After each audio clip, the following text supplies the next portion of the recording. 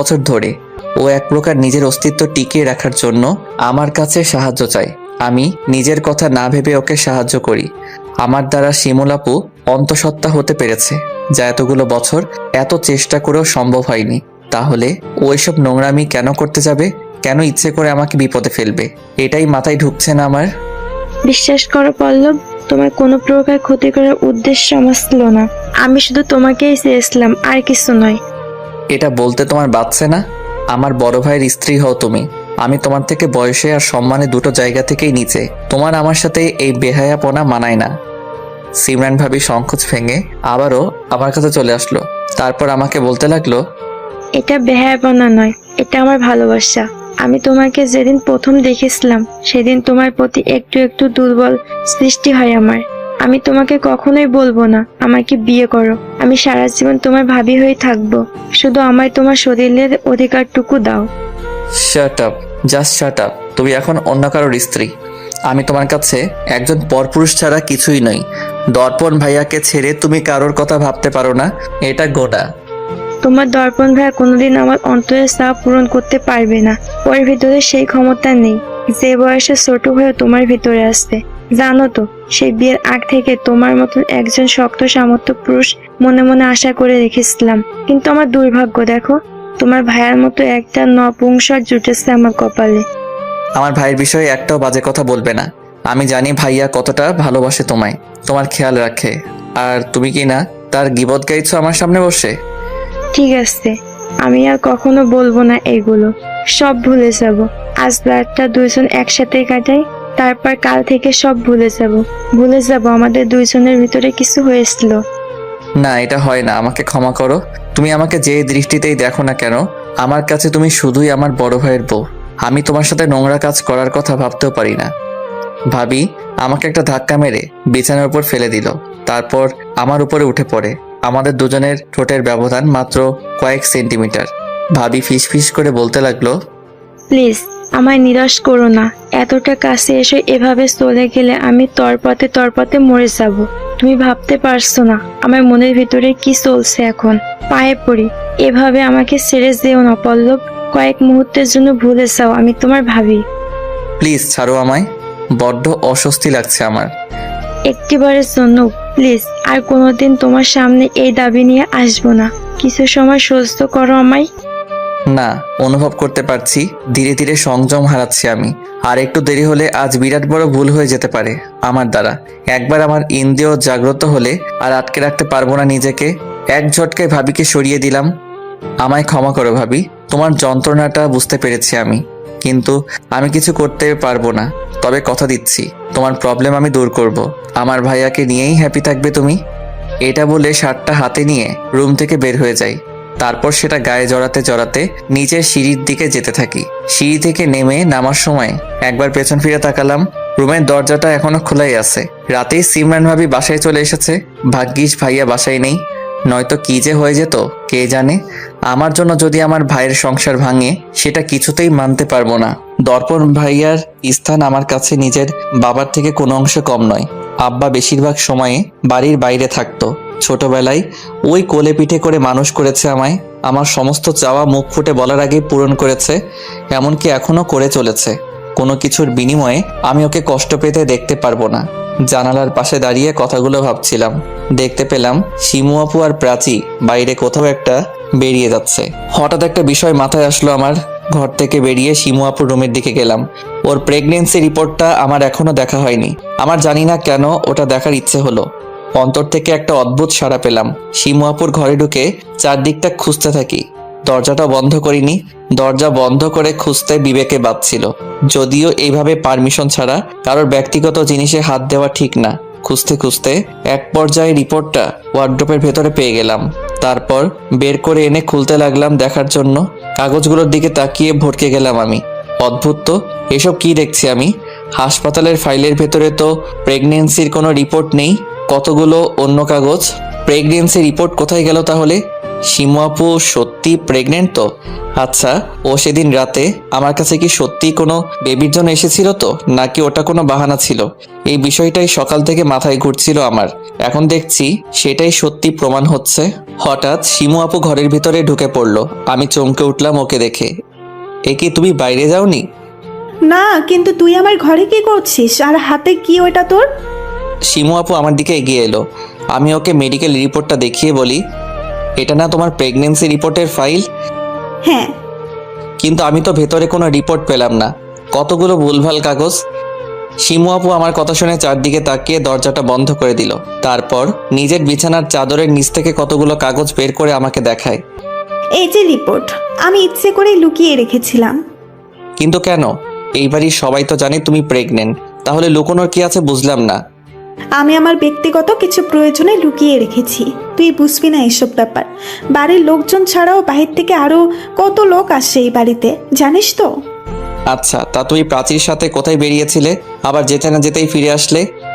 ও এই বলেছিল একটু মার্কেটে যাবে আমাকে নিয়ে, রাস্তায় যেতে না যেতেই মাইগ্রেন প্রবলেম শুরু হলো, আর যেতে পারলাম না।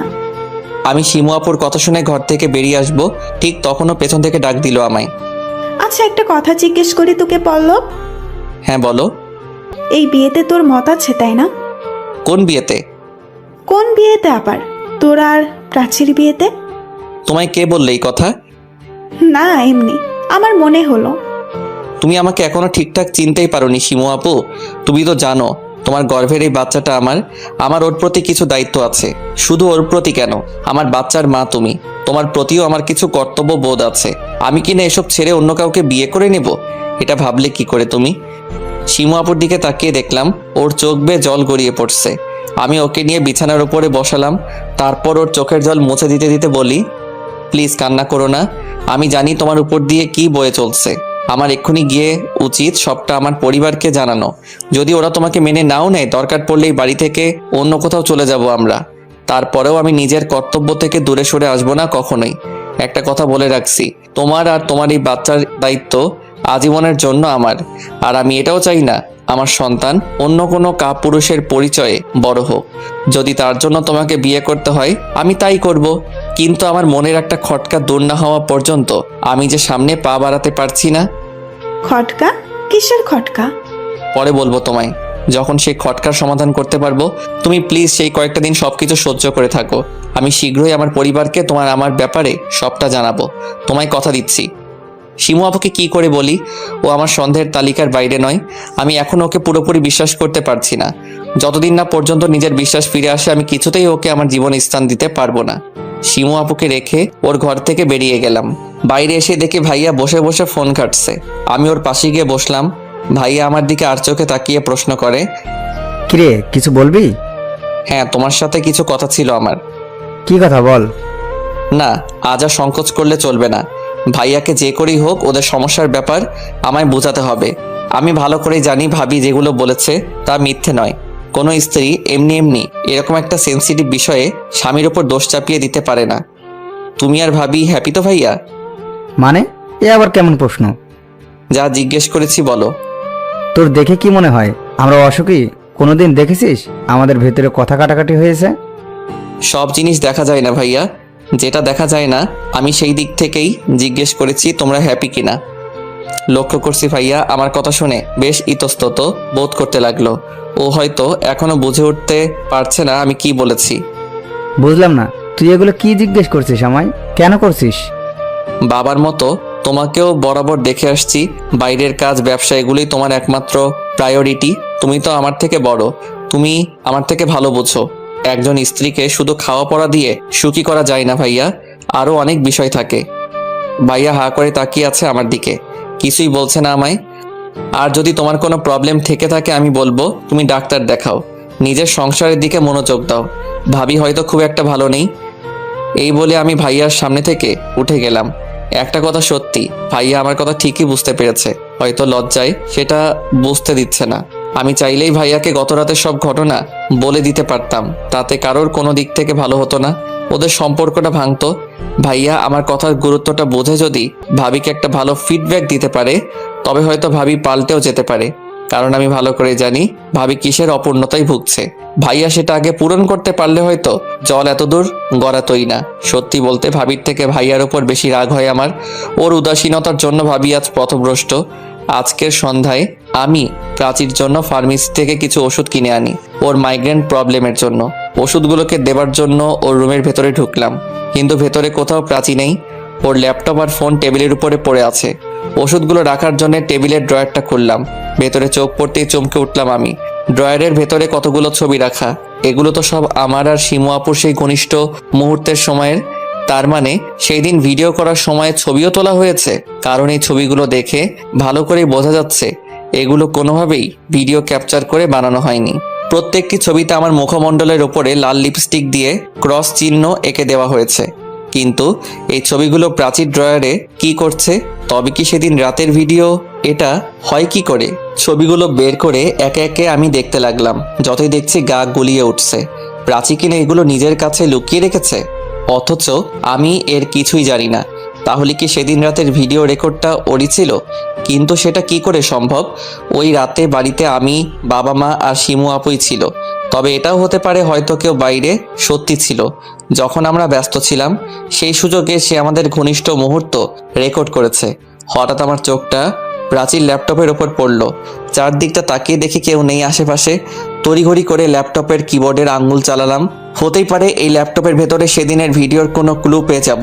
কিন্তু পাসওয়ার্ড না জানার কারণে আমাকে নিরাশ হতে হলো। ইতিমধ্যে আমাকে ভরকে দিয়ে ঘরের ভেতরে প্রাচী ঢুকে পড়ে। আমি পুরো হতভম্ব হয়ে গেলাম ওকে দেখে। এইভাবে হঠাৎ করে কোথা থেকে চলে আসলো বুঝতে পারছি না। কি ব্যাপার, তুমি আমার ল্যাপটপ ঘেটে কি করছো? ঘাটলাম কোথায়? তুমি যে পাসওয়ার্ড দিয়ে রেখেছো। ও, তার মানে তুমি সত্যিই দেখতে চেয়েছিলে? এইভাবে কারো ব্যক্তিগত জিনিসে হাত দেওয়া ঠিক না, জানো না? হ্যাঁ জানি, কেন জানবো না? তোমার থেকে এটা আশা করিনি আমি পল্লব। তুমি কিনা আমার ঘরে ঢুকে। ভাগ্যিস ঢুকেছিলাম, তাই তো আজ অনেক কিছু দেখতে পারলাম। কি দেখছো তুমি আজব? আমি ড্রয়ার থেকে ছবিগুলো আবারও বের করে ওকে দেখিয়ে বলি, এইগুলো তোমার ড্রয়ারে কি করছে? কি এগুলো? দেখে তো ছবি মনে হচ্ছে, আমাকে দেখাও। নাটক করছো? তোমার ড্রয়ারে কি আছে তুমি জানো না? সত্যি বুঝতে পারছি না এগুলো কিসের ছবি। আর কি হয়েছে বলো তো? তুমি আমার সাথে এইভাবে কথা বলছো কেন? কি করেছি আমি? আমি ভালো করেই বুঝতে পারছি প্রাচী সবকিছু বুঝেও না বোঝার ভান করছে আমার সামনে। ওকে ছবিগুলো দেখাতে যাব, ঠিক তখন ওপরের ঘর থেকে আম্মার ডাক এলো। আমি ছবিগুলো নিয়ে রুম থেকে বেরিয়ে গেলাম। আম্মার ঘরে যাবার সময় সেগুলো ছিঁড়ে ডাস্টবিনের ভেতরে ফেলে রাখলাম। যাক, নোংরা জিনিসের স্থান এর থেকে ভালো আর কি হতে পারে। কাল সকালেই ময়লার লোক এসে নিয়ে যাবে এগুলো। তবে প্রাচীকেও আমি দেখে নেব। ওকে আমার প্রশ্নের উত্তর দিতেই হবে। আমার সাথে কথা বলে ওনার ঘর থেকে একটু পরে বেরিয়ে আসলাম। এরপর সবাই মিলে রাতের খাবার সারি। খাওয়া দাওয়ার পরে যে যার রুমে গিয়ে শুয়ে পড়ে। প্রাচীকে ওর ঘরে যাবার জন্য আমার নতুন রুম অতিক্রম করে যেতে হয়। আমি অপেক্ষা করতে থাকি কখন প্রাচী আমার রুমের সামনে দিয়ে যাবে। একটু পরে আমি কারো পায়ের আওয়াজ শুনতে পাই। প্রাচী দরজার কাছাকাছি আসতেই ওকে একটানে রুমের ভেতরে নিয়ে আসলাম। তারপর ওকে দেওয়ালের সাথে চেপে ধরি, আমার হাত ওর মুখে। প্রাচী শান্ত হতেই আমি হাতটা সরিয়ে নিলাম। কি হলো? আমার সাথে কিন্তু অসভ্যতা করছো তুমি পল্লব। অসভ্যতার তো কিছুই দেখোনি এখনো। আগে আমার কথার সাপ সাপ উত্তর দাও, নয়তো আজ তোমার সাথে কি করি দেখো। আমি ফিসফিস করে প্রাচীকে বললাম, ওর আর আমার মুখের ব্যবধান মাত্র কয়েক ইঞ্চি। কি করবে তুমি আমার? কিছুই করব না। আগে বলো, আমার ওই ছবিগুলো তোমার কাছে গেল কি করে? আমি এটাও দেখেছি তুমি ছবিগুলোর উপরে ক্রস সাইন দিয়ে রেখেছো। বলো এসবের মানে কি? আরে কিসের ছবি? আমি কি করেছি? আমি কিচ্ছু জানি না, বিশ্বাস করো। আমায় রাগিয়ে দিও না প্রাচী, যা বলছি ভালোই ভালোই উত্তর দাও। বললাম তো কিছু বুঝতে পারছি না আমি। তোমার কোনো ছবি নেই আমার কাছে। আমায় মিথ্যে বললে আজ তোমার এমন অবস্থা করব, কাউকে মুখ দেখানোর মতো অবস্থা থাকবে না। তোমার মতলবটা কি বলো আমায়? আমার সাথে জোর করে কিছু করার চেষ্টা করো না, একদম চিৎকার করবো কিন্তু। বলো, ওই নোংরা ছবিগুলো তোমার কাছে গেল কি করে? তুমি তুলছো ওগুলো? কিসের নোংরা ছবি? কি বলছো কি তুমি? বুঝতে পারছো না? ঠিক আছে, নিজের মুখেই বলছি। আমার কতগুলো আপত্তিকর সময়ের ছবি তুমি নিজের কাছে রেখেছো। আমার কথা শুনে প্রাচী আমাকে অবাক করে দিয়ে হেসে উঠল। এইবার বুঝতে পেরেছি, তুমি নিশ্চয়ই প্র্যাঙ্ক করছো আমার সাথে। আমার আপত্তিকর ছবি কেন? তুমি আবার আপত্তিকর কখন কি করলে? আর কার সাথে? বুঝতে পারছি না প্রাচীর এই অদ্ভুত ব্যবহারের কারণ। ছবিগুলোর কথা শুনে ওর চোখে মুখে ধরা পড়ে যাবার ভয়ে কোনো রকম ছাপ লক্ষ্য করছি না, বা তখনও ঘরে বসেও লক্ষ্য করিনি। ও কি সত্যি ছবিগুলোর বিষয়ে কিছুই জানে না? যদি নাই জেনে থাকে তবে এগুলো ওর ড্রয়ারে গেল কি করে?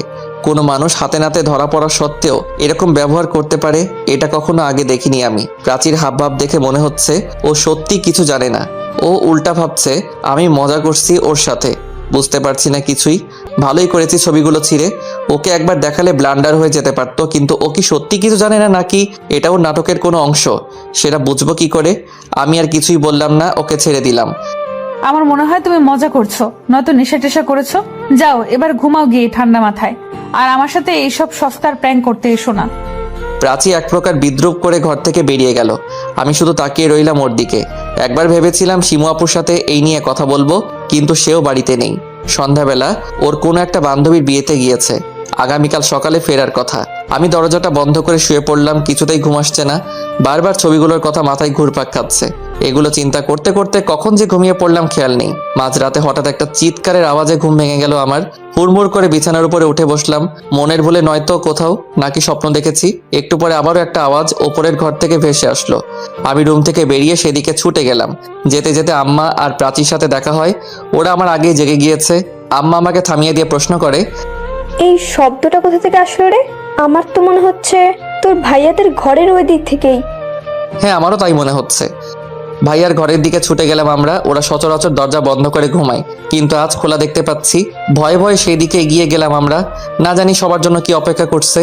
এক অজানা ভয়ের আতঙ্কে বুক কাঁপতে লাগলো আমার।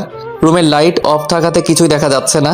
আমি সুইচ বোর্ডের দিকে এগিয়ে যেতেই পায়ে কিছু একটা ঠেকলো। কারণ নিথর শরীর মনে হচ্ছে, তার সামনে এগোনোর শক্তি বা সাহস সঞ্চয় করতে পারছি না আমি। বুকটা ধুকধুক করতে লাগলো। প্রাচীকে বললাম লাইটটা জ্বালাতে। ও ইতিমধ্যে গিয়ে ঘরের লাইট জ্বালিয়ে ফেলেছে। চারপাশটা আলোকিত হতেই আম্মা একটা চিৎকার দিয়ে মাটিতে লুটিয়ে পড়লো। দেখতে পাচ্ছি দর্পণ ভাইয়ার ছুরিবিদ্ধ শরীর আমার পায়ের কাছে পড়ে আছে। সারা শরীর মুহূর্তেই কেঁপে উঠলো আমার। চোখের সামনে যা দেখছি কোনো দুঃস্বপ্ন মনে হচ্ছে।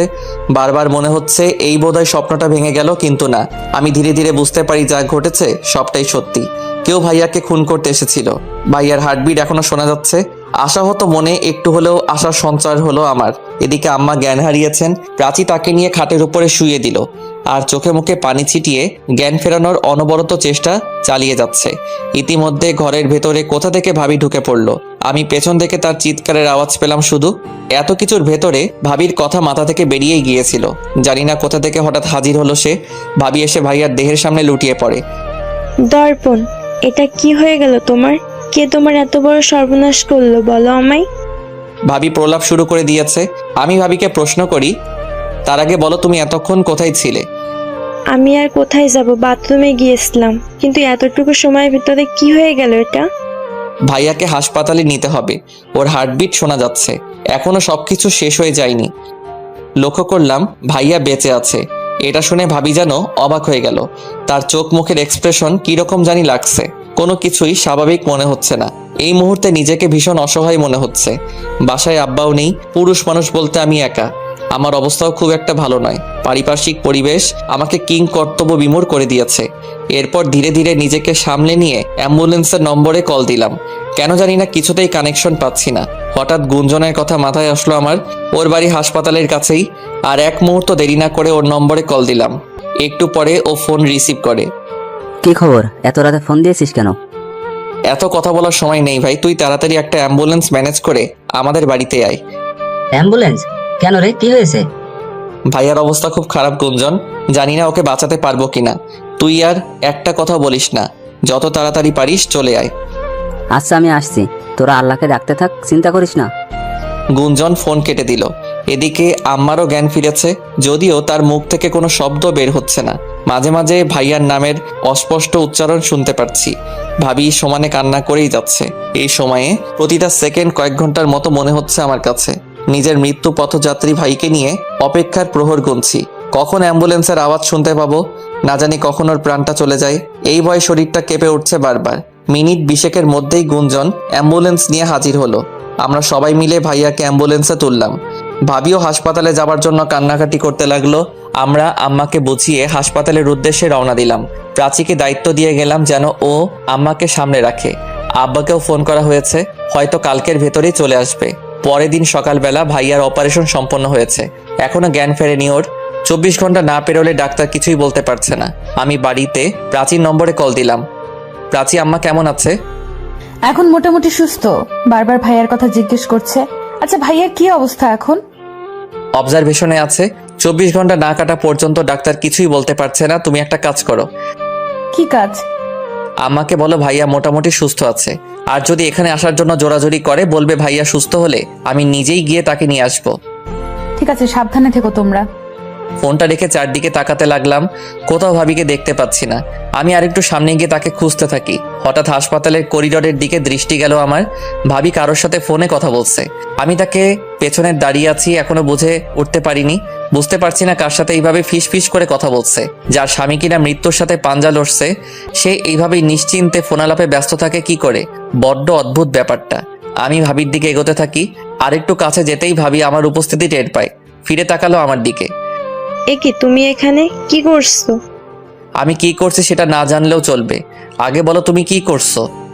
ফোনে কথা বলছিলাম। সেটা তো আমিও দেখতে পেয়েছি। কার সাথে কথা বলেছো? বাড়ি থেকে কল এসেছিল। তো বাড়ির লোকজনের সাথে কথা বলার জন্য এই জায়গায় আসার কি দরকার? আমার সামনেই বলতে পারতে। মানে তুমি কি দেখোনি পুলিশের মতো জেরা করছো আমায়? আমি কাউকে জেরা করছি না ভাবি, তবে পুলিশ অবশ্যই করবে। আর একটা কথা শুনে রাখো, যে আমার ভাইয়ের এত বড় একটা ক্ষতি করলো, তাকে কিন্তু এত সহজে ছেড়ে দেব না আমি, তাতে সে যেই হোক না কেন। ভাবি আমার কথা শুনে কাচুমাচু করতে লাগলো, আর কিছু না বলে বেরিয়ে চলে গেল।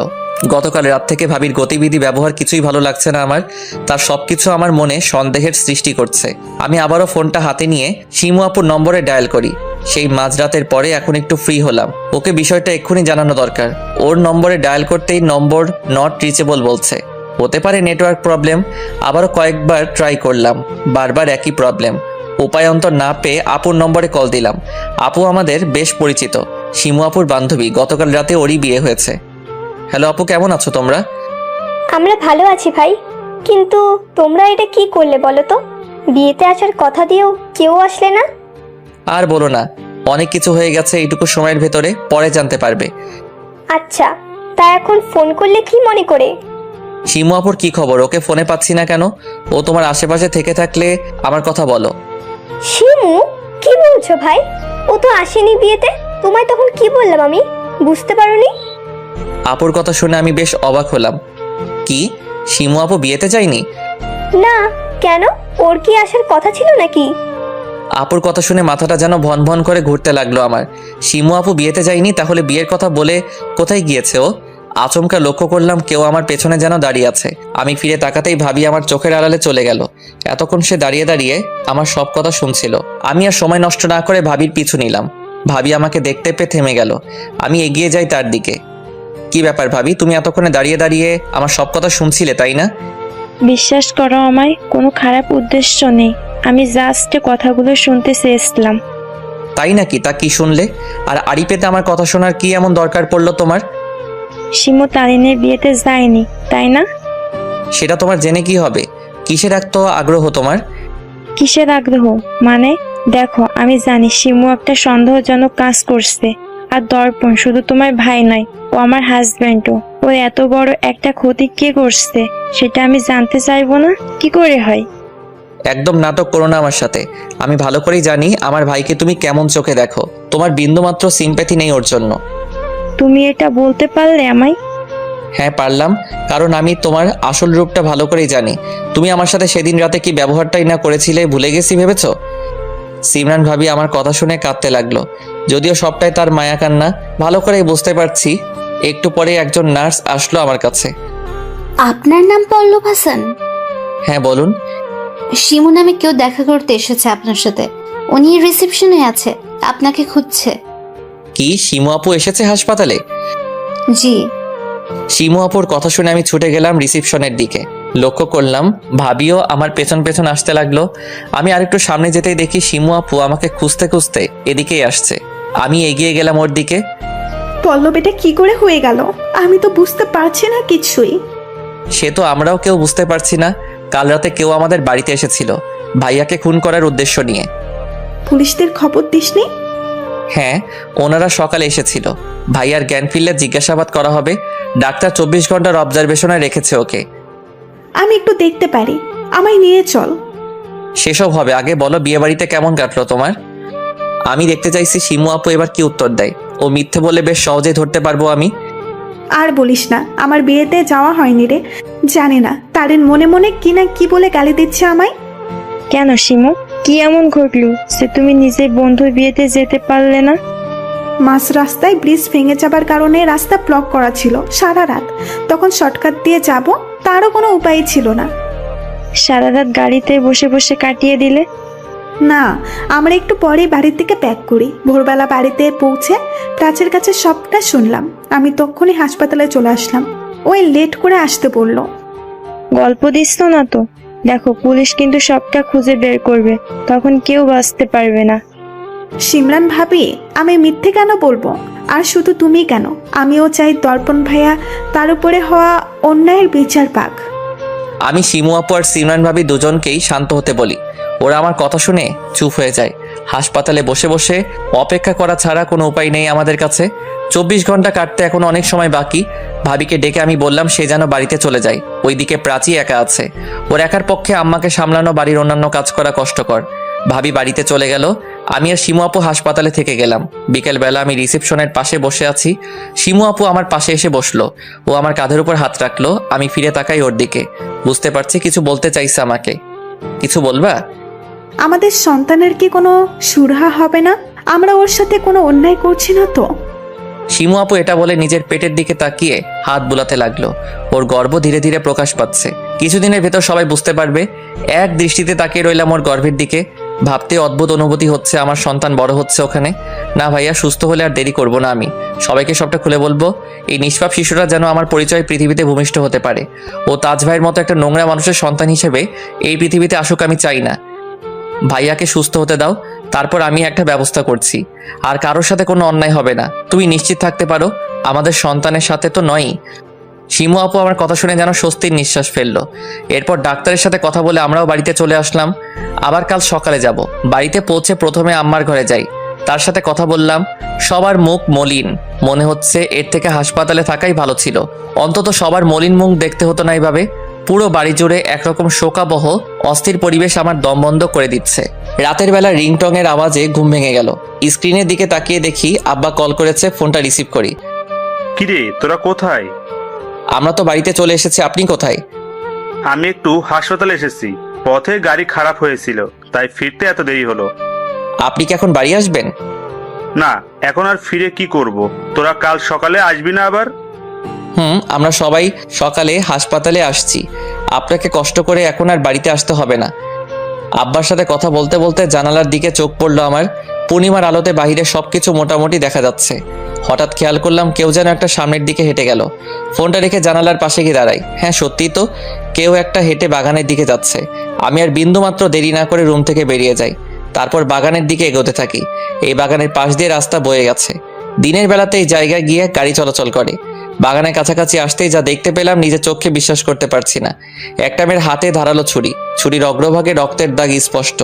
মনে হচ্ছে সেই ছুরিটা যেটা দিয়ে ভাইয়াকে জখম করা হয়েছিল। মেয়েটা মাটি খুঁড়ে ছুরিটা তার নিচে চাপা দিয়ে রাখলো। আমি লুকিয়ে লুকিয়ে সবটা দেখলাম। কাজ শেষ করে মেয়েটা আমাদের বাড়ির দিকে ফিরল। তারপর চারপাশটা তাকিয়ে হেঁটে আসতে থাকে। একটু কাছাকাছি আসতেই আমার মনের সন্দেহ সঠিক প্রমাণিত হলো। হে খোদা, যা ভেবেছিলাম, এটা তো প্রাচী। প্রাচী চারদিকে তাকাতে তাকাতে বাড়ির দিকে এগিয়ে যায়। আমি গিয়ে ওর সামনে দাঁড়ালাম। আমাকে দেখে যেন ও আকাশ থেকে পড়লো। এ কি পল্লব, তুমি এখানে? ওর কণ্ঠে ভয় আর আতঙ্কের ছাপ স্পষ্ট। খুব ডিস্টার্ব করে ফেললাম, তাই না? তুমি এখানে কি করছো? এই যে তুমি ছুরিটা মাটির নিচে লুকালে, সেটাই দেখলাম দাঁড়িয়ে দাঁড়িয়ে। ভাগ্যিস আব্বার ফোন কলটা এসেছিল রাতে, নয়তো এত সুন্দর একটা মোমেন্ট যে মিস হয়ে যেত। প্রাচী আবারও সামনের দিকে পা বাড়ালো। আমি পেছন থেকে খপ করে ওর হাতটা চেপে ধরি। কোথায় যাচ্ছ শুনি? আজ আমার প্রশ্নের উত্তর না দিয়ে কোথাও যেতে পারবে না তুমি। আমায় ছাড়ো বলছি। আমি প্রাচীর বাহু দুটো শক্ত করে ধরে একটা গাছের সাথে চেপে ধরি। ও চোট পেয়ে আটকে উঠল। আমি ওকে প্রশ্ন করি, বলো এই ছুরিটা কিসের, যা তোমাকে এত রাতে এসে মাটির নিচে লুকাতে হলো? আমি কিচ্ছু জানি না, বিশ্বাস করো। ছেড়ে দাও আমায়। একদম চালাকি করার চেষ্টা করো না প্রাচী। আমায় মিথ্যা বললে আজ এখানে শেষ করে ফেলবো তোমায়। কেউ বাঁচাতে আসবে না। প্লিজ ছাড়ো আমায়, তারপর বলছি। আমি প্রাচীকে ছেড়ে দিলাম। ও ফুপিয়ে ফুপিয়ে কাঁদতে শুরু করলো। তারপর গাছের নিচে বসে পড়ে। দেখো, এখন এসব কান্নাকাটির নাটক করে কোনো লাভ নেই। তুমি ধরা পড়ে গেছো, ভালোই ভালোই সবটা স্বীকার করো আমার সামনে। বিশ্বাস করো পল্লব, আমি ভয় পেয়ে গিয়েছিলাম। আমার কোনো খারাপ উদ্দেশ্য ছিল না। বনিতা না করে যা করার ক্লিয়ারলি বলো, মেজাজ বিগড়ে দিও না আমার। তুমি বিশ্বাস করবে তো আমার কথা? আমি জানি হয়তো তুমি আমার কোনো কথাই এখন বিশ্বাস করবে না। কি হয়েছে আগে বলো, বিশ্বাস করার হলে নিশ্চয়ই করব। এটা কিসের ছুরি আর কোথা থেকে এলো আমি সত্যি জানি না। মানে? আজ রাতে হঠাৎ করে মাইগ্রেনের প্রবলেম শুরু হয় আমার। তারপর যখন মেডিসিন নেবার জন্য ড্রয়ারটা খুললাম, অমনি চমকে উঠি আমি। ড্রয়ারের ভেতরে দেখি একটা রক্তমাখা ছুরি পড়ে আছে। বিশ্বাস করো পল্লব, এটা কে রেখেছে আর কেন রেখেছে আমি কিচ্ছু জানি না। তবে আমি এইটুকু বুঝতে পারলাম কেউ হয়তো ফাঁসাতে চাইছে আমাকে, তাই আমার অনুপস্থিতির সুযোগ নিয়ে ছুরিটা আমার ঘরে রেখে গেছে, যাতে আমার সহজে ফাঁসাতে পারে। তারপর কি করলে? আমি খুব ভয় পেয়ে গিয়েছিলাম, কি করব বুঝতে পারছিলাম না। একবার ভেবেছিলাম তোমায় সবটা জানাবো, কিন্তু তুমি যদি আমার কথা বিশ্বাস না করে উল্টো সন্দেহ করো, সেই ভয়ে আমি সিদ্ধান্ত নিলাম ছুরিটাই লুকিয়ে ফেলবো। এরপর আর দেরি না করে এখানে চলে আসলাম আমি। তারপর কি হয়েছে তুমি তো নিজের চোখে দেখেছো। হ্যাঁ দেখেছি, সবটাই দেখেছি। কিন্তু তুমি যে সত্যি বলছো তার প্রমাণ কি? কেন হতে পারে না তুমি নিজেকে বাঁচানোর জন্য মিথ্যে বলছো আমায়? প্রাচী আমার কথা শুনে আবারও কাঁদতে লাগলো। আমি ওকে একটা ধমক দেই। কি হলো, আবার কান্না করছো কেন? দেখো, তুমি যদি মিথ্যে বলে থাকো এই চোখের জল কিন্তু বাঁচাতে পারবে না তোমায়। আমি জানতাম তুমি বিশ্বাস করবে না আমার কথা, আর এখন কিনা প্রমাণ চাইছো। কি প্রমাণ দেব আমি? সেটা তুমি ভালো করে জানো। দেখো, তোমার তো সন্দেহ হচ্ছে আমি তোমার ভাইয়ের কোনো ক্ষতি করেছি কিনা, কিন্তু আমি এমনটা কেন করব? ভাইয়ের ক্ষতি করে কি লাভ আমার? তার থেকে বড় কথা, এই ছুরিটা যদি লুকানোরই ছিল আমি গতকাল রাতেই লুকাতে পারতাম, যখন তোমরা কেউ বাড়িতে ছিলে না। বলো তাহলে আজকে রাতে কি জন্য, কেন অপেক্ষা করলাম আমি? ধরা পড়বার জন্য? এই প্রশ্নের উত্তর দাও আগে। প্রাচী যে যুক্তি দেখাচ্ছে ফেলে দেবার মতো নয়। ও চাইলে গতকাল রাতে ছুরিটা লুকিয়ে ফেলতে পারতো, কিন্তু সেটা তো করেনি। কোনো অপরাধী অপরাধ করে তার প্রমাণ এক মুহূর্ত নিজের কাছে রাখতে চাইবে না, সেটাই স্বাভাবিক। তার প্রথম কাজ হলো সেই প্রমাণ লুকিয়ে ফেলা। প্রাচী আসল অপরাধী হলে ও সেটা কেন করলো না? তবে কি সত্যি মনের ভয় থেকে কাজটা করেছে? ভাবছি এই মুহূর্তে বাড়ির কাউকে বিষয়টা জানাবো কিনা। সকালে ভাইয়ার জ্ঞান ফিরলে হয়তো সবটা জানা যাবে। সেইটুকু সময় পর্যন্ত না হয় নিজেকে চুপ রাখি। দেখো, আমি এক্ষুনি কাউকে কিছু বলছি না। তুমি এখন থেকে আমার আশেপাশেই থাকবে, কোথাও যাবে না। কাল সকালবেলা সবাই মিলে হাসপাতালে যাব আমরা। ভাইয়ার জ্ঞান ফিরলে এমনিতেও প্রমাণ হয়ে যাবে তুমি সত্যি বলছো না মিথ্যে। ঠিক আছে, আর ছুরিটা কি করব এখন? চলো এটা তুলে নেই। হতে পারে এটা অপরাধের কোনো শক্ত প্রমাণ, এইভাবে ফেলে রাখাটা ঠিক হবে না। ছুরিটা মাটি থেকে তুলে আমরা বাড়ির ভেতরে চলে গেলাম। প্রাচী যাই বলুক না কেন, ওর উপর থেকে সন্দেহের ছায়া বিন্দুমাত্র দূর হয়নি আমার। কাল সকাল না হওয়া পর্যন্ত কিছুতেই একা ছাড়া যাবে না ওকে। কারণ যে একবার অপরাধ করে ফেলে তার পক্ষে পরবর্তীতে হাজারো বার অপরাধ করা সম্ভব। প্রাচীর সাথে আমিও ওর ঘরে গেলাম। ও আমাকে দেখে বেশ অবাক হয়। কি তুমি এখানে? আমি আজ রাতে এখানেই থাকবো। মানে কিছু নয়, আমি সকাল না হওয়া পর্যন্ত এখান থেকে যাচ্ছি না। দেখো, এটা কিন্তু বাড়াবাড়ি হচ্ছে। ভয় নেই, আমি তোমার কোনো ক্ষতি করব না। এই সোফায় শুয়েই রাত কাটিয়ে দিতে পারবো। তুমি গিয়ে নিজের বিছানায় শুয়ে পড়ো। কেউ তোমায় আমায় এক ঘরে দেখলে সর্বনাশ হয়ে যাবে, কেন বুঝতে পারছো না? আর আমি আজ তোমায় একলা ছেড়ে দিলে আরো বড় সর্বনাশ হবে না, তার কি নিশ্চয়তা আছে? তুমি আমার সাথে একদম ঠিক করছো না। প্রাচী গিয়ে ওর বিছানায় শুয়ে পড়ল। আমি সোফায় নিজের আধিপত্য বিস্তার করে নিলাম। তারপর ঘরের লাইটটা অফ করে দেই। একটু পরে কারোর উপস্থিতির আওয়াজে ঘুম ভেঙে গেল আমার। একটা হাত আমার মাথায় হাত বুলিয়ে দিচ্ছে। পূর্ণিমার আলো কাঁচের জানালা দিয়ে ঠিকরে পড়তে ঘরের ভেতরটা বেশ আলোকিত হয়ে আছে। আমি চোখ পেলে তাকিয়ে বেশ অবাক হই। এ কি প্রাচী, তুমি? হ্যাঁ আমি। তুমি এসেছো কেন? চলো বিছানায় গিয়ে শুবো, তোমার ঠান্ডা লাগছে। কিন্তু সেটা কি ঠিক হবে? কোনো ভুল হবে না, তুমি চলো আমার সাথে। প্রাচী আমার হাত ধরে ওর বিছানার কাছে নিয়ে গেল। ঘুমের রেশ তখনও পুরোপুরি কাটেনি আমার। প্রাচী আমাকে বিছানার এক পাশে শুইয়ে দিল। তারপর ও গিয়ে অপর পাশে শুয়ে পড়ে। আমাদের দুজনের মাঝখানে বিস্তর ব্যবধান। প্রাচী আমার গায়ের উপরে ওর চাদরটা টেনে দিল। তারপর চাদরের শেষ প্রান্ত দিয়ে নিজেকে আবৃত করে। সত্যি বলতে বেশ ঠান্ডা পড়েছে বাইরে। সকাল পর্যন্ত সোফার উপর শুয়ে থাকলে আমার কি হতো নিজেই জানি না। এরপর সকালবেলা ডাক্তার সাহেবের ফোন পেয়ে আমরা সবাই মিলে হাসপাতালে গেলাম। জানতে পেরেছি ওর জ্ঞান ফিরেছে, যদিও এখনো পর্যন্ত কথা বলতে পারছে না। পুলিশ যে কোনো সময় আসবে জিজ্ঞাসাবাদ করার জন্য। আমি, আম্মা, আব্বা, ভাবি, প্রাচী, শিমু আপু সবাই ভাইয়ার কেবিনে। একটু পরে পুলিশ চলে আসলো। পুলিশ অফিসার ভাইয়াকে প্রশ্ন করে, দর্পণ সাহেব, আমরা জানি এই সময়ে আপনার পক্ষে কথা বলা সম্ভব নয়। আমরা চাই যত দ্রুত সম্ভব এই কেসের শুনানি হোক। তাই আপনাকে কিছু প্রশ্ন করছি, যতটা সম্ভব আমাদেরকে অপারেট করুন। ভাইয়া এক দৃষ্টিতে তাকিয়ে আছে পুলিশ অফিসারের দিকে। ও পুলিশের সব কথা শুনতে ও বুঝতে পারছে, কিন্তু নিজের মুখ থেকে শব্দ উচ্চারণ করতে পারছে না। গতকাল রাতে আপনার ঘরে কে এসেছিল, কিছু বলতে পারবেন? হ্যাঁ, মুখে বলা সম্ভব না হলে আমাদের অন্য কোনোভাবে বুঝিয়ে দিন। আপনাকে খুন করতে কে এসেছিল ঘরে? পুলিশের কথা শুনে ভাইয়া নিজের হাতটা উঁচু করে, তারপর আঙুল দিয়ে ইশারা করে। হ্যাঁ বলুন, আপনি কি বোঝাতে চাইছেন অপরাধী এখানে আছে? আপনি আমাদের তাকে আইডেন্টিফাই করতে সাহায্য করুন। সবাইকে অবাক করে দিয়ে নিজের আঙুলটা আমার দিকে তাক করলো। পুলিশ সন্দেহের দৃষ্টিতে আমার দিকে তাকাতে থাকে। ভাইয়ার এই কাণ্ড দেখে আমি হতভম্ব হয়ে গেলাম। ওর আঙুল ধীরে ধীরে সরে যেতে থাকে। এক পর্যায়ে সেটা গিয়ে প্রাচী বরাবর গিয়ে থামে। ভাইয়া মুখে কিছু বলতে পারছে না, শুধু প্রাচীর দিকে আঙুল ইশারা করে কাঁপতে লাগলো। ও কিছু একটা বলতে চাইছে, কিন্তু বারবার ব্যর্থ হচ্ছে। আমার বুঝতে বাকি রইল না কিছুই। তার মানে আমি যা সন্দেহ করেছিলাম তাই সত্যি। এই সব কিছুর মূলে দায়ী প্রাচী। নিজের উপর অভিযোগের আঙুল উঠতেই প্রাচী বেশ ঘাবড়ে গেল। এ কি দর্পণ ভাইয়া, তুমি আমার দিকে আঙুল ইশারা করছো কেন? আমি তোমার কি ক্ষতি করেছি? আপনি কিছু করেননি তো? তিনি আপনাকে দেখাচ্ছে কেন? ভালোই ভালোই সবটা স্বীকার করুন ম্যাডাম। না, আমি কিছু করিনি। অনেক বড় একটা গেম খেলা হচ্ছে আমার সাথে, বিশ্বাস করো সবাই। আপু তুমি অন্তত বিশ্বাস করো আমায়। প্রাচী ওর বোন অর্থাৎ আমার সিমরান ভাবিকে উদ্দেশ্য করে বলে। সিমরান ভাবি এগিয়ে আসে। পুলিশ অফিসার, কোথাও একটা ভুল হচ্ছে আমার মনে হয়। আমার বোন এমন কাজ কিছুতেই করতে পারে না, ও নির্দোষ। আমি এতক্ষণ চুপ করেছিলাম, কিন্তু আর নয়, এবার মুখ খুলতেই হবে আমায়। তোমার বোন মোটেও নির্দোষ নয় ভাবি, তার প্রমাণ আমি নিজে। এসব কি বলছো তুমি? পল্লব, তুই কি বলছিস? তোর কাছে কি প্রমাণ আছে তোর ভাইয়াকে প্রাচী খুন করতে চেয়েছিল? পল্লব সাহেব, আপনি এদের কারোর কথায় কান দেবেন না। আপনাকে ম্যানিপুলেট করার চেষ্টা করছে সবাই। যা বলার আমাদের বলুন। আমি গতকাল রাতে নিজের চোখে প্রাচীকে একটা ছুরি লুকোতে দেখেছি। আমার ধারণা ওই ছুরিটা দিয়েই ভাইয়াকে খুন করার চেষ্টা করা হয়েছিল। আমার এই কথাটা শোনার জন্য হয়তো কেউ প্রস্তুত ছিল না। সবাই হতবাক হয়ে গেল। পল্লব, আমি তো সবটা খুলেই বলেছিলাম তোমায়, তারপরও এভাবে ফাঁসিয়ে দিলে আমায়। তোমার এই কান্নার কোনো দাম নেই আমার কাছে প্রাচী। আমি এবার বুঝতে পেরেছি আমার ভাইয়াকে তুমিই খুন করতে এসেছিলে।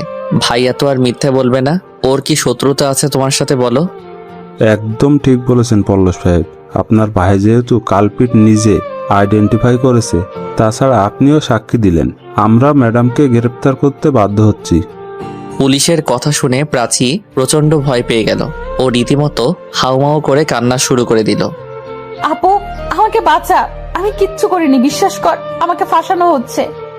আপনি নিজেই ফেসে গেছেন প্রাচী ম্যাডাম, কেউ ফাঁসাচ্ছে না আপনাকে। এবার চলুন আমাদের সাথে। বললেই হলো? আমি কোথাও যাব না, কোথাও যাব না আমি। প্রাচী গিয়ে ভাবিকে জড়িয়ে ধরে। সত্যি বলতে আমার নিজেরই ভীষণ খারাপ লাগছে এই দৃশ্য দেখে, কিন্তু কি আর করার, অপরাধীকে যে শাস্তি পেতেই হবে। প্রাচী শুধু আমার ভাইয়ের সাথে নয়, আমার সাথেও অন্যায় করেছে।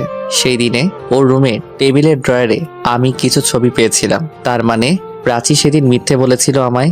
আমার আর শিমু আপুর অন্তরঙ্গ মুহূর্তের ভিডিও ওই করেছে। ওর ড্রয়ার থেকে ছবি পাওয়া, বাগানে ছুরি পুঁতে রাখতে দেখা, ভাইয়ার সাক্ষী দেওয়া, এতগুলো বিষয় তো কাকতালীয় হতে পারে না। আর যাই হোক, ভাইয়া তো মিথ্যে বলবে না। এই সময়ে ও কেন মিথ্যা বলবে? প্রাচীকে ও নিজের বোনের মতো মনে করত। ওকে এমনি এমনি ফাঁসিয়ে দেবার তো কোনো প্রশ্নই আসে না। প্রাচী সমানে নিজেকে নির্দোষ দাবি করে চলছে, কিন্তু সমস্ত প্রমাণের কাছে ওর এই দাবি বড্ড ঠুনকো। পুলিশ অবশেষে ওকে সাথে করে নিয়ে গেল। সবার সেটা দাঁড়িয়ে দাঁড়িয়ে দেখা ছাড়া কোনো উপায় ছিল না। ভাবি এখনো নিজের বোনের জন্য কান্না করে চলেছে।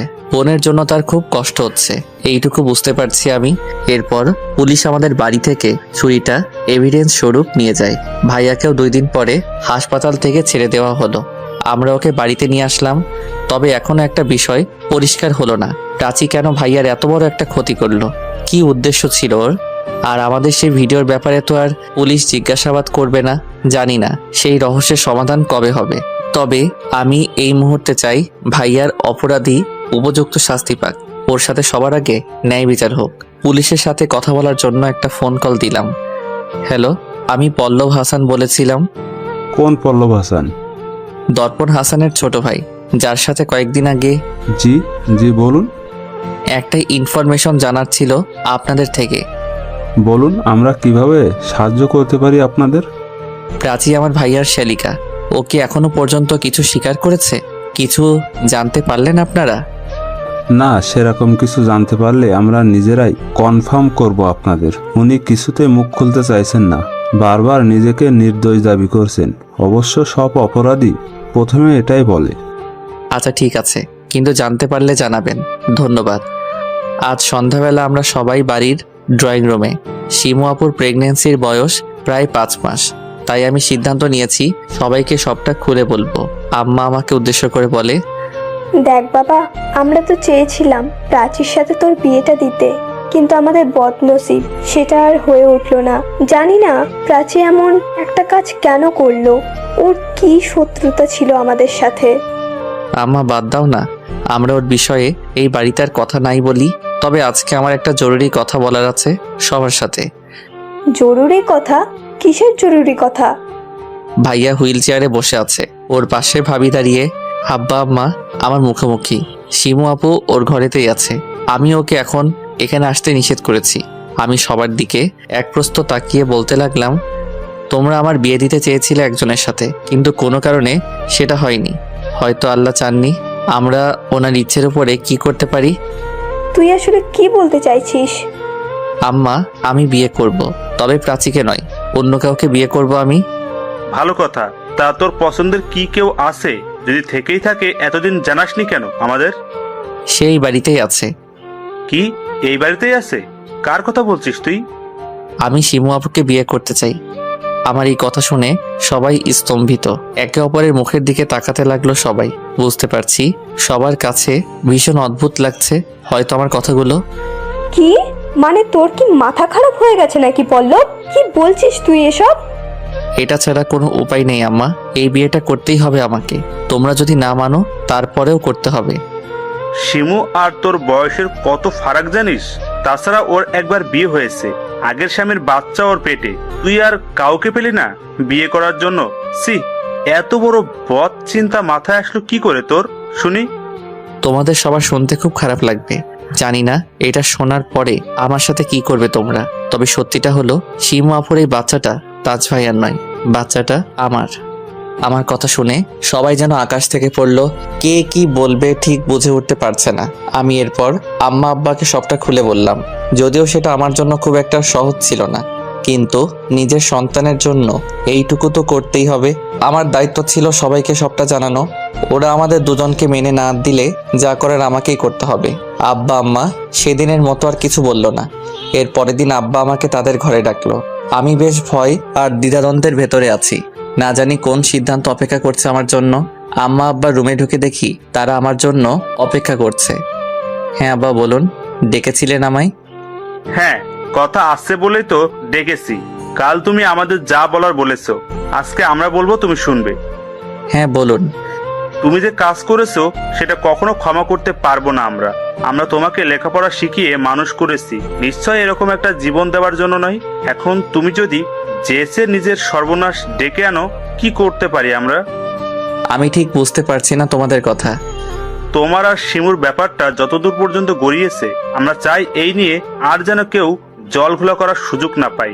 আর কদিন পরে শিমুর বাচ্চা হবে, তখন আর আমাদের হাতে কিছু থাকবে না। যা বদনাম করার বলার আশেপাশে লোকজনই করবে। তাই এই পরিবারের মান সম্মান বাঁচাতে তোমাদের বিয়েটা দিতে চাই আমরা। এটা ভেবো না আমরা সবটা মন থেকে মেনে নিয়েছি, শুধু এই পরিবারের কথা ভেবে অনিচ্ছা সত্ত্বেও তোমাদের সম্পর্কটা মেনে নিচ্ছি আমরা। আব্বার কথা শুনে বুঝতে পারছি তাদের বেশ অভিমান আমার উপরে, আর সেটাই স্বাভাবিক। আমি যে অন্যায় করেছি তাদের সাথে সেটা ক্ষমার অযোগ্য, কিন্তু এত কিছুর পরেও সবাই সবটা মেনে নিয়েছে, এতেই আমি খুশি। এবার শিমু আপু আর আমাদের সন্তানের ওপর থেকে দুশ্চিন্তার ভার কিছুটা হলেও কমবে আমার। পরিবার মেনে নিবে কি নিবে না এই চিন্তা এতদিন ধরে তাড়িয়ে বেড়াতো আমায়। আম্মা আব্বা বিয়েটা মেনে নিয়েছে শুনে শিমু আপু বেশ খুশি হয়। ভাবির প্রতিক্রিয়া কি ঠিক বুঝতে পারছি না। সে মনে মনে খুশি হয়েছে নাকি আমাদের সম্পর্কটা মেনে নিতে পারছে না কে জানে। ভাবির সাথে এই বিষয়ে কথা বলা দরকার। এমনিতেও প্রাচীর সাথে আমার বিয়েটা হয়নি, এই নিয়ে ভাবির মনে একটা অসন্তোষ কাজ করছে এটা নিশ্চিত। ভাবিদের রুমে গিয়ে দেখলাম সে ভাইয়াকে খাবার খাইয়ে দিচ্ছে। এক হুইল চেয়ারে বসে আছে ভাইয়া। আমার দিকে এক পলক তাকালো। আমি ভাবিকে উদ্দেশ্য করে বললাম, ভাবি তোমার সাথে একটু কথা আছে আমার। ভাইয়াকে খাইয়ে দিতে দিতে বলল, আমার দিকে তাকালো না। কি কথা বলো? আম্মা আব্বা আমার সীমাপুর বিয়েটা মেনে নিয়েছে, শুনেছ তো? হ্যাঁ শুনেছি, আম্মাই সকালে বলেছে আমায়। দেখো আমি জানি প্রাচীর ব্যাপারটা নিয়ে তুমি খুব আপসেট, তারপরেও জিজ্ঞেস করব তুমি কি আমাদের এই বিয়েতে খুশি নও? আমার খুশি হওয়া বা না হওয়া কি আসে যায়? আর আম্মা আব্বা রাজি থাকলেও কি বলার থাকতে পারে আমার, বলো তো? হঠাৎ লক্ষ্য করলাম ভাইয়া আমার আর শিমুর বিয়ের কথা শুনে বেশ উদ্বিগ্ন হয়ে পড়লো। বারবার হাত পা নাড়াতে শুরু করলো, যেন কিছু বলতে চাইছে আমায়। আমি ভাইয়ার দিকে এগিয়ে গেলাম। ভাইয়া কিছু বলবি তুই? বল কি বলতে চাস। একটা কাজ করো ভাবি, তুমি একটা খাতা আর কলম নিয়ে আসো, দেখি ভাইয়াকে দিয়ে কিছু লেখানো যায় কিনা। ভাবি আমার কথা মতো একটা খাতা আর কলম এনে আমাকে দিল। আমি ভাইয়ার হাতে কলমটা ধরিয়ে দিয়ে বললাম, ভাইয়া তুই যা বলতে চাস এখানে লিখে দে। ভাইয়া আমাকে কিছু বলার জন্য মরিয়া হয়ে উঠেছে, বুঝতে পারছি ও বারবার চেষ্টা করছে কাগজে কিছু লেখার, কিন্তু ব্যর্থ হলো। এই সময়ে ওর উপর এত স্ট্রেস দেওয়া উচিত হবে না, এই ভেবে আমি ভাইয়ার হাত থেকে কলমটা নিয়ে নিলাম। তবে মনে মনে একটা খটকা রয়েই যায়। ভাইয়া কি এমন বলার জন্য এত চেষ্টা করেছিল জানি না। এটা তো কেবল ও সুস্থ হবার পরেই জানতে পারবো। আমি ঘর থেকে বেরিয়ে আসব, ঠিক তখন ভাবি আমাকে পেছন থেকে ডাক দিল। তারপর আমাকে উদ্দেশ্য করে বলতে লাগলো, একটা সময় আমি তোমার সাথে অনেক বাজে ব্যবহার করেছি, এমন কিছু করেছি যা ভাবলেও ঘৃণা লাগছে। সম্ভব হলে ক্ষমা করে দিও আমায়। আমার তোমার প্রতি কোনো রাগ বা ক্ষোভ নেই। তুমি যদি সত্যি নিজের ভুল বুঝে ওই পথ থেকে ফিরে আসতে পারো, সেটা সমস্ত রকম ক্ষমার ঊর্ধ্বে। তোমার এই বদলটা দেখে সত্যি ভালো লাগছে আমার। তবে একটা কথা কি জানো? কি কথা? আমার কেন জানি মনে হয় তুমি এই বিয়েতে খুশি নও। কিন্তু কেন?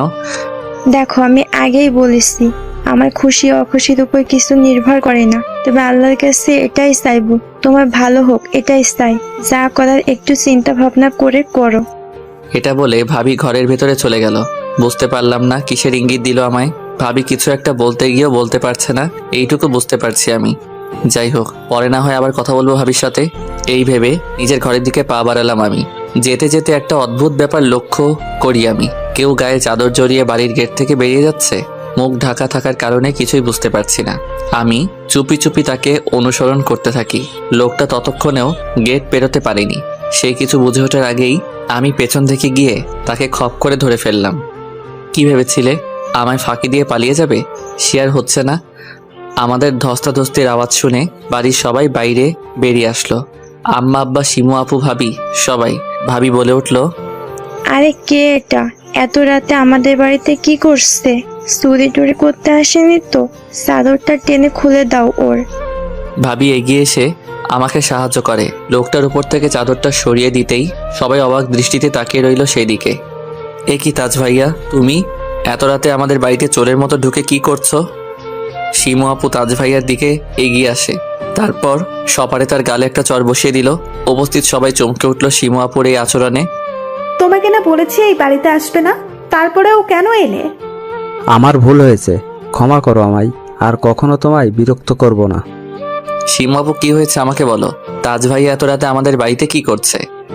ওকে সেটা জিজ্ঞেস কর, ও কি চায় আমার কাছে? কেন তাজ ভাইয়াকে কেন জিজ্ঞেস করতে হবে? এর আগেও তোমাদের এই দুজনকে একসাথে দেখেছি আমি। বলো তোমাদের দুজনের ভেতর কি চলছে? আমার মনে হয় তোমরা দুজন কিছু লুকাচ্ছ আমাদের থেকে। শিমু আপু কিছু বলতে যাবে, ঠিক তখন দর্পণ ভাইয়ার ঘর থেকে একটা আওয়াজ ভেসে আসে। মনে হলো এইমাত্র ভাইয়া আমার নাম ধরে ডাক দিল। আমরা সবাই দৌড়ে দর্পণ ভাইয়ার ঘরে গেলাম। ভেতরে ঢুকতে দেখতে পাই ভাইয়া মেঝেতে পড়ে আছে। কাছে গিয়ে ভাইয়াকে তুলে আবারও হুইল চেয়ারে বসিয়ে দিলাম। লক্ষ্য করছি ভাইয়ার হাত পা এখনো কাঁপছে। ভাইয়া কথা বলার আপ্রাণ চেষ্টা করছে, কিন্তু বরাবরের মতো ব্যর্থ হলো। কিছুতেই বুঝতে পারছি না ও কি বলতে চাইছে। ভাইয়াকে রুমে রেখে আবারও গেটের সামনে গেলাম আমরা। তাজ ভাইয়া এখনো দাঁড়িয়ে আছে, তার সাথে শিমু আপু। এবার বলো তাজ ভাইয়া, তুমি এত রাতে কেন এসেছো আমাদের বাড়িতে? আমি তাজ ভাইয়াকে জিজ্ঞেস করি। আমি বলছি ও কেন এসেছে এখানে। তোমার থেকে আমরা কিচ্ছু শুনতে চাই না শিমু আপু, আজ যা বলার তাজ ভাইয়া বলবে। ঠিক আছে, বলছি আমি। দেখো, আমি শিমু এটাই বোঝাতে চেয়েছিলাম ও যেন সব ভুলে আবারও আমার সংসারে ফিরে যায়। বিশ্বাস করো, ওকে আমি মেনে নিব, ওর সন্তানেরও মেনে নিব। আমি ভালো করে বুঝতে পারছি তাজ ভাইয়া মিথ্যে বলছে। ও যে মন মানসিকতার মানুষ, তাতে অন্য কারো সন্তানকে মেনে নিতে পারে না, এটা হতেই পারে না। তাজ ভাইয়া মিথ্যে বলছে, অথচ শিমু আপু চুপ করে আছে। তার মানে এই মিথ্যাচারের শামিল শিমু আপুও। ওরা দুজনেই আমাদের সাথে হয়তো গেম খেলছে। এর আগেও ওদের দুজনের ভেতরে যে একটা কমিউনিকেশন টার্ম আছে, তার প্রমাণ বহুবার পেয়েছি। আমি তাজ ভাইয়াকে বললাম, তুমি যে সত্যি বলছো তার প্রমাণ কি তাজ ভাইয়া? আর হঠাৎ করে তোমার ভেতরে কেন এত মহানুভবতার উদয় হলো সেটাই তো বুঝতে পারছি না। বিশ্বাস করো পল্লব, আমি নিজের ভুলটা বুঝতে পেরেছি। তোমার কোনো কথাই বিশ্বাসযোগ্য নয়। আমি তোমাদের দুজনের কাউকে বিশ্বাস করি না। পল্লব, তুই আমাকে ওর জন্য অবিশ্বাস করছিস? আমি ভাবতে পারছি না। তোমাকে আর কিছু ভাবতে হবে না, এবার যা করার আমি করব। কি করবি তুই? আমি আর কোনো কথা না বলে ঘরের ভেতরে চলে গেলাম। তাজ ভাইয়া একটু পরে চলে যায়। পরের দিন সকালবেলা আমি ঘুম থেকে উঠে তড়িঘড়ি করে রেডি হতে লাগলাম। ভাবি নাস্তা নিয়ে আমার ঘরে ঢুকে পড়ে। এ কি, তুমি কোথাও যাচ্ছ নাকি? হ্যাঁ, এখন নাস্তা খাবো না, নিয়ে যাও এগুলো প্লিজ। কিন্তু এত সকালে যাচ্ছ কোথায়? থানায় যাব একটু। থানায় কেন, জানতে পারি? এই মুহূর্তে থানায় আমার আর কি কাজ থাকতে পারে প্রাচীর সাথে দেখা করা ছাড়া? ও, তার মানে ওর কথা মনে আসছে তোমাদের? মনে কেন থাকবে না ভাবি? বিনা অপরাধে আমার বোনকে জেলে আটকে রেখেছো। তোমরা বিশ্বাস নাই করতে পারো, আমি আমার বোনকে এখনো বিশ্বাস করি। ও এমন কোনো কাজ করতে পারে না। আমি জানি ভাবি, এই ব্যাপারটা নিয়ে তোমার আমাদের প্রতি খুব আক্ষেপ। আমিও চাই প্রাচীর নির্দোষ প্রমাণিত হোক, যদিও নির্দোষ হয়ে থাকে। তোমার এখনো সন্দেহ আছে ওর উপর, তাই না? আমি নিজের চোখে যা দেখেছি তাই বিশ্বাস করেছি। এখানে সন্দেহ করার কোনো অবকাশ নেই ভাবি। ভাবি একটা দীর্ঘশ্বাস ছেড়ে নাস্তাগুলো নিয়ে ঘর থেকে বেরিয়ে গেল। আমি ভাবির মনের অবস্থাটা বুঝতে পারছি। যার একমাত্র ছোট বোন লকআপে আটকে আছে, সে আর যাই হোক ভালো থাকতে পারে না। তারপর ভাইয়ার এই অবস্থা। যাই হোক, তাড়াতাড়ি রেডি হয়ে আমি থানার দিকে রওনা হলাম। থানায় পৌঁছাতে পৌঁছাতে প্রায় 1 ঘন্টা লেগে গেল। প্রথমে আমায় কিছু সময় বাইরে বসিয়ে রাখা হয়, তারপরে কল আসে। থানার লোকজন সময় নির্ধারণ করে দিল, মাত্র 10 মিনিট কথা বলতে পারবো প্রাচীর সাথে। একজন কনস্টেবল আমাকে ভেতরে নিয়ে গেল। তারপর সেখান থেকে প্রাচীর সেলের সামনে। প্রথমে বুঝতে পারিনি আমি। প্রাচী বিপরীত দিকে ফিরে মেঝেতে বসে আছে। ওর চুলগুলো বড্ড উস্কো খুস্কো। আমি মৃদু স্বরে পেছন থেকে প্রাচীকে ডাক দিলাম। ও আমার আওয়াজ শুনে ধীরে ধীরে ফিরে তাকায়। ওকে প্রথম ঝলক দেখে বুকটা যেন মোচড় দিয়ে উঠলো আমার। এটা কাকে দেখছি চোখের সামনে? এই প্রাচী আর আগের প্রাচীর ভেতরে আকাশ পাতাল ব্যবধান। চেহারা সে আগের জৌলুস, মুখের হাসি, সবকিছু সময়ের সাথে সাথে হারিয়ে গেছে। আগের থেকে শুকিয়েছেও অনেকটা। এমন অবস্থায় কোনোদিন ওকে দেখতে হবে, এটা ভাবতেই ভীষণ খারাপ লাগছে। যদি কখনো এটা প্রমাণিত হয় প্রাচী নির্দোষ, আমি কি করে নিজেকে ক্ষমা করব জানি না। প্রাচী শুধু আমার দিকে তাকিয়ে আছে। ওর মুখ থেকে কোনো আওয়াজ বের হলো না, তাই আমি প্রথমে মুখ খুললাম। কেমন আছো প্রাচী? প্রাচী আমার প্রশ্নের কোনো উত্তর দিল না। কি হলো, আমার সাথে কি কথা বলবে না? তোমার সাথে সব কথা চুকে গেছে আমার, এখন নতুন করে কি বলতে চাও? আজ আমায় একটা সত্যি কথা বলো। তোমার একটা উত্তরের ওপর অনেক কিছু নির্ভর করে। প্লিজ ফিরিয়ে দিও না আমায়। কি কথা বলো? মনে আছে তোমাকে একদিন আমার কিছু ছবির কথা বলেছিলাম? তুমি কি সত্যি তার বিষয়ে কিছুই জানো না? তুমি কি আমার কাছে এগুলো জিজ্ঞেস করতে এসেছো? হ্যাঁ। আর আমার ভাইয়াকে কে খুন করতে চেয়েছিল বলো? সবাই যেটা সন্দেহ করছে তাই সত্যি? এই দুটো প্রশ্নের উত্তর দাও আমায়। আমি যা বলবো বিশ্বাস করবে তো? হ্যাঁ, নিশ্চয়ই করব। বলো, আমার উত্তর শুনে তুমি আমার কোনো প্রশ্ন করবে না, সোজা এখান থেকে চলে যাবে? হ্যাঁ, তুমি যা চাইছো তাই হবে। তুমি দয়া করে আমার প্রশ্নের উত্তর দাও, আমার মনে সকল সন্দেহ দূর করো। হ্যাঁ, তোমার এই ছবিগুলোর বিষয়ে আমি সবটা জানি। ওগুলো আমিই তুলেছি, আর তোমার ভাইয়াকেও আমিই খুন করতে চেয়েছিলাম। প্রাচীর কথাগুলো যেন কিছু সময়ের জন্য থমকে করে দিল আমায়। কেন জানি না ওর কথাগুলো বিশ্বাস করতে ভীষণ কষ্ট হচ্ছে আমার। ঘোর কাটতেই ওকে আবার প্রশ্ন করি, কি কি বললে তুমি? তুমি বলেছিলে প্রশ্নের উত্তর পাবার পরে আর একটাও কথা বলবে না। চলে যাও এবার। এই বলে প্রাচী আবারও ওই দিকে ঘুরে নিজের জায়গায় নিয়ে বসে পড়ল। আমার কোনো কথাই কানে তুলছে না ও। ইতিমধ্যে আমার নির্ধারিত সময়ও শেষ। অজ্ঞতা বেরিয়ে আসতে হলো। জেল থেকে ফিরে সোজা বাড়ি চলে আসলাম। সারাটা দিন প্রাচীর কথাগুলো মাথায় ঘুরপাক খাচ্ছিল। এখনো বুঝতে পারছি না ও কি কথাগুলো সত্যি বলল, নাকি যা বলেছে আমার ওপর অভিমান থেকে। গতকাল রাতের ঘটনার পরে প্রাচীকে কেন জানি না নির্দোষ মনে হচ্ছে আমার। মনে হচ্ছে আমরা সবাই ভুল রাস্তায় হাঁটছি। সেই কারণে আজ দেখা করতে যাই ওর সাথে। ও যদি একটিবার বলতো আমায় ও নির্দোষ, আমি ওকে জেল থেকে বের করার চেষ্টা করতাম, কিন্তু দুর্ভাগ্য সেটা আর সম্ভব হলো না। রাতের বেলা সবাই ঘুমিয়ে পড়লো, আমি জেগে আছি। কিছুতেই ঘরের ভেতরে ভালো লাগছিল না। ভাবলাম একটু ছাদ থেকে ঘুরে আসলে হয়তো মনটা হালকা হবে। এই ভেবে ছাদের দিকে পা বাড়ালাম। সাথে একটা টর্চ নিয়ে গেলাম। আমাদের ছাদের রেলিংয়ে একটা পাশ পুরোপুরি ভাঙা। অন্ধকারে হাঁটাচলা করা বেশ বিপজ্জনক। ছাদের সিঁড়ি বেয়ে উঠতে দেখি দরজাটা খুলে রেখেছে কেউ। সাধারণত আমরা রাতে ছাদের দরজা বন্ধ করে রাখি, আজ খোলা কেন জানি না। হঠাৎ একটা শব্দ ভেসে আসলো আমার কানে। ছাদে কেউ আছে মনে হচ্ছে। ধীরে ধীরে পা বাড়াতে লাগলাম আমি। একটু সামনে আসতেই এক ভয়ঙ্কর দৃশ্য আমার চলার গতি থামিয়ে দিল।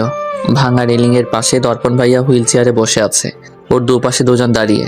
তারা ওকে ঠেলে নিচে ফেলে দেবার জন্য উদ্যত হচ্ছে। দাঁড়াও, আমি তোমাদের ধরে ফেলেছি। শিমু আপু, তাজ ভাইয়া, তোমাদের খেলা শেষ।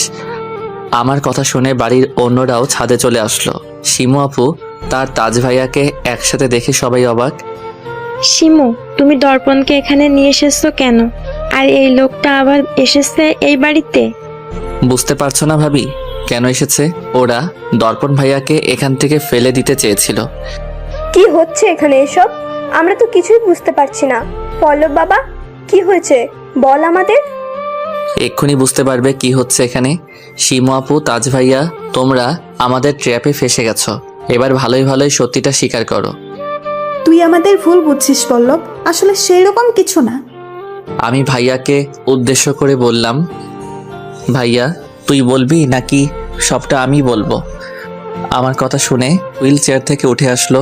ওকে সুস্থ অবস্থায় দেখে সবাই স্তম্ভিত। এ কি দর্পণ, তুই সুস্থ হয়ে গেছিস? কিন্তু এটা কি করে হলো?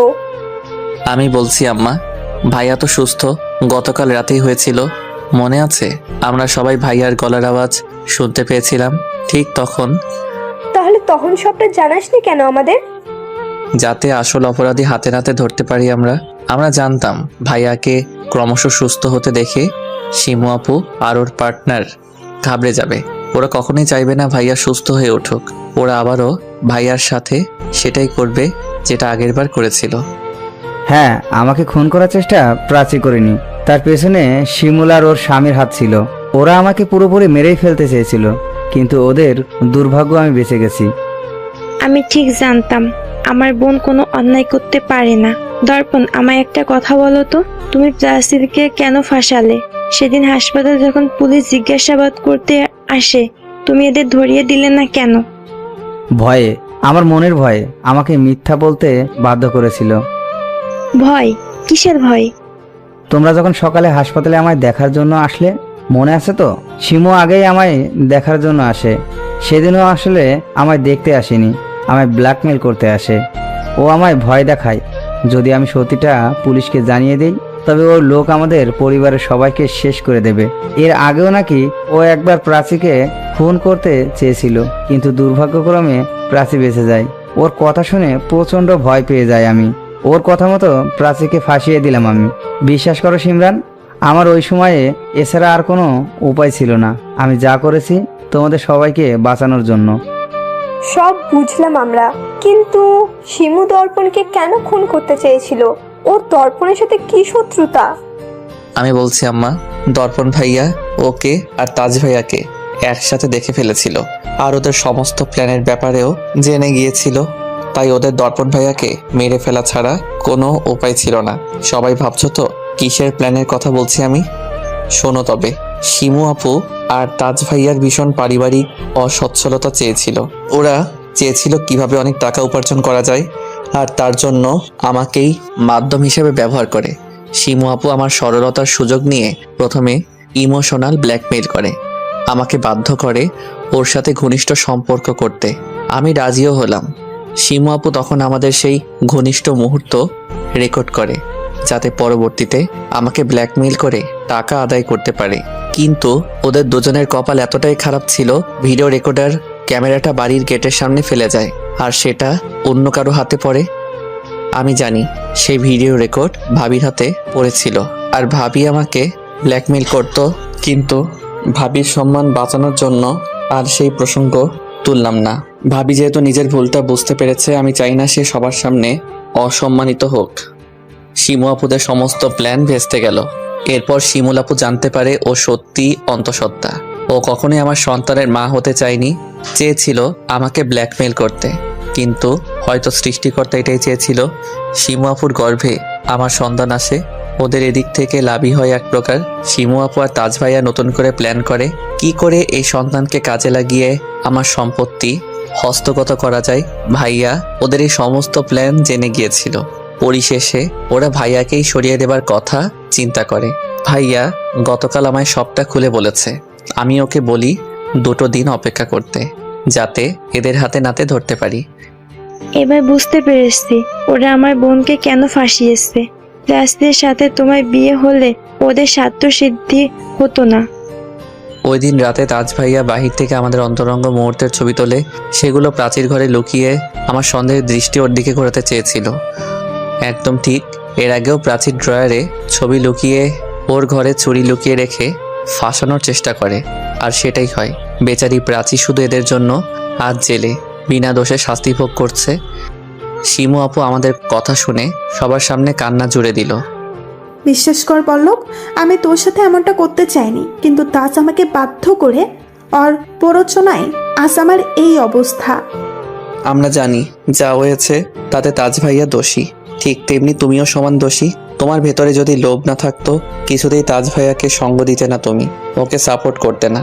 তাই এখন কেঁদে কোনো লাভ নেই, নিজেদের অপরাধের শাস্তি ভোগ করার জন্য প্রস্তুত হও। এরপর পুলিশ এসে শিমু আর তাজকে গ্রেফতার করে। প্রাচীকে ছেড়ে দেওয়া হলো। ভাইয়া আদালতে সাক্ষী দিলে আদালত শিমু আপু আর তাজকে যাবজ্জীবন কারাদণ্ডে দণ্ডিত করে। কারাগারের ভেতরেই শিমু আমার মেয়ে সন্তানের জন্ম দেয়। আমরা ওকে বাড়িতে নিয়ে আসি। ততদিনে প্রাচীর সাথে বিয়ে হয়েছে আমার আর শিমুর মেয়েকে ও নিজের কোলে তুলে নেয়। আমার নামের সাথে মিলিয়ে আমাদের মেয়ের নাম পল্লবী রাখা হলো। এর 1 বছর পরে প্রাচীর গর্ভে সন্তান আসে। আমাদের ছোট মেয়ের নাম প্রজ্ঞা রাখা হয়। নামটা ভাবি রেখেছে পছন্দ করে। ভাবি এখন পুরোপুরি শুধরে গিয়েছে। দর্পণ ভাইয়ার সাথে বেশ ভালো আছে সে। আমি প্রথম শিমুলের সাথে দেখা করার জন্য যেতাম, কিন্তু ও দেখা করতে চাইতো না আমার সাথে। জানি না কিসের জন্যে, হয়তো একটা সাংঘাতিক অনুশোচনাবোধ কাজ করে ওর ভেতরে, তাই ও আমাকে ফেস করতে ভয় পায়। আবার অন্য কোনো কারণও হতে পারে আমার উপরে ওর ক্ষোভ এতটুকু কমেনি। তবে যাই হোক না কেন, আমি যত তাড়াতাড়ি সম্ভব চাই নিজের অতীতকে ভুলে যেতে, আর সেটাই আমার প্রশান্তি।